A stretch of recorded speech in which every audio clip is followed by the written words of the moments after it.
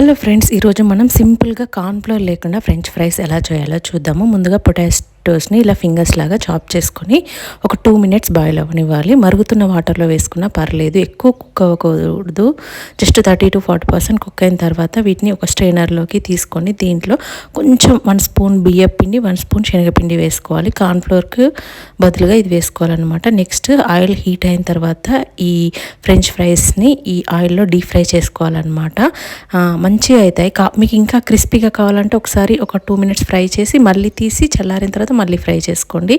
ఈ కలర్ వచ్చే వరకు ఫ్రై చేసేసుకోవాలి.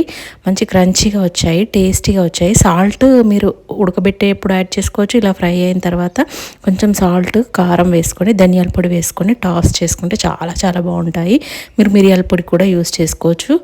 చాలా చాలా టేస్టీగా ఉంటాయి. పిల్లలకి హెల్దీ ఆప్షన్ అనమాట. ఇంట్లో బయటిది పెట్టకూడదు అన్నప్పుడు ఇంట్లో హెల్దీగా ఇలా చేసుకోవచ్చు. సాస్తో సర్వ్